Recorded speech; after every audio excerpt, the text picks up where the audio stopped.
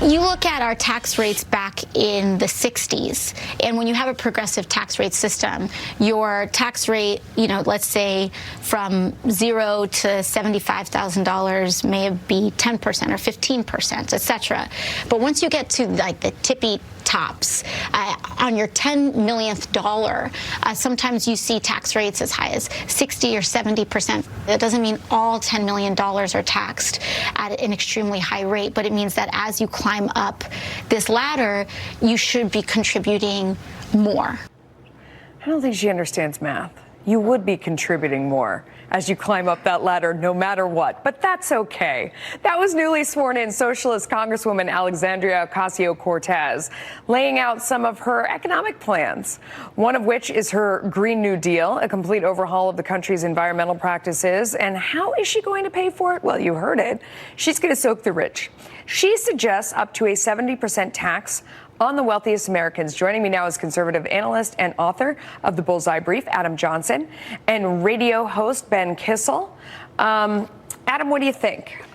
Is this a great idea, or will no one ever earn or report earning $10 million ever again? Melissa, charming naivete and total ignorance is what comes to mind every time she opens her mouth. I mean, at this point, she's talking about trying to get the country converted to a totally green, renewable energy plan in 12 years. Is she out of her mind? I mean, to think that somehow a solar panel lifts a 747 into the air and that even if it could, we could pay for it by taxing the rich. It's mind-boggling. Again, naive and ignorant. All right, Alexandria Ocasio-Cortez. She's one new AOC, I think is what everyone in the internet we'll call her AOC. AOC. Right. She's one congresswoman with one opinion. She's new to the House of Representatives. She is not what the Democratic Party stands for when it comes to taxation. If you think about this, no, it's first their of all, wildest dream. I mean, it's what they're afraid to say, but would love to happen. This would never pass the House, and in some bizarre world it did. In some parallel universe, if it managed to pass the Senate, which it never will, it would be vetoed by the president.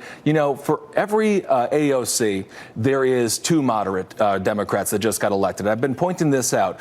Of the 66 seats the Dems picked up, only 25 were progressive, 41 were more moderate, like Colin Allred out of Texas, and a woman named Katie Porter, who turned Orange County blue. And Katie Porter called for greater tax relief for small businesses. But Adam, what I love is that there are a lot of Democrats out there who are distancing themselves and diminishing the progressives and saying there's like one or two of them and we're not going to give them any time in front of the microphone. That's the mystery, the fact that they keep giving her so much airtime. I mean, it's incredible. They don't make that choice. But the mainstream media is somehow saying, hey, this is our gal, and we're going to get behind her. But how can you possibly get behind someone who has absolutely no basis for many of the statements that she's making? Well, because people watch and she rates. So that's why they do it, right, Ben? But guess what? It's also dangerous for the Democratic Party because they say, if this is the one we're going to put forward, good luck in 2020. But again, they're not putting her forward. The media is. And if you look at Donald Trump's tax plan, what he did regarding SALT, state and local taxes, usually you could deduct. It was limitless what you could deduct. Now they capped that at $10,000. That really hurts workers.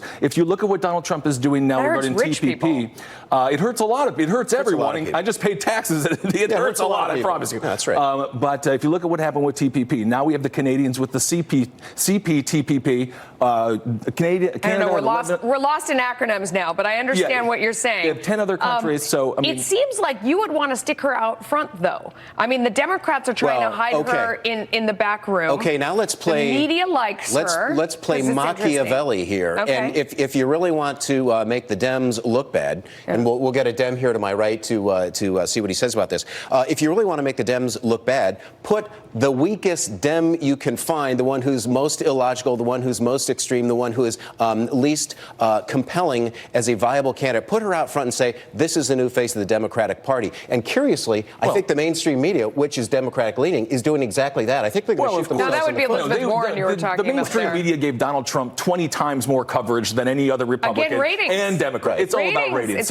Everybody's putting out who's going to click on or who they're going to watch. We all know that's the case. Yeah, they don't have a political bias other than cash. Well, and they go go for wherever, whoever is going to get the most views on their programs, that's who they put on center stage. But when it comes to the Democratic Party, as I said earlier, if you look at what they're standing for when it comes to against Donald Trump's tax cuts for the wealthy, not making them permanent for the middle class, making them permanent for huge corporations, the Democratic Party, there's a lot of moderates who think there's a better way forward, and it doesn't lead to taxation. The great economy and the awesome jobs number that we saw today, and wage increase, all that stuff that we've been seeing, they think is terrible. Well, we know the economy is on the decline. Obviously, China. Did you see the jobs report today? Everyone knows the economy is going to crash in 2019, 2020. Really? You can see the bubbles blowing up right in front of our eyes. The economy's going to crash in 2019. You heard it right here. That's why the trade war with China isn't going anywhere. All right, let me ask you this, Ben. Are you long stocks in a 401k?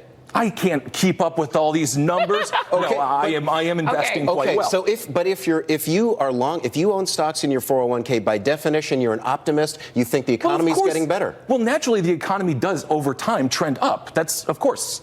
Well, then I would say we're not going to go through a collapse. Your argument that we're going to collapse next year doesn't hold water. We're going to leave it there. We're going to leave it there. You know what? We believe him on the collapse, and we're going to bring him back to C. There you go. Adam and Ben, thank you. It was a lot of fun. Thanks, Melissa. So the liberal media running wild, as we said, now saying that the president's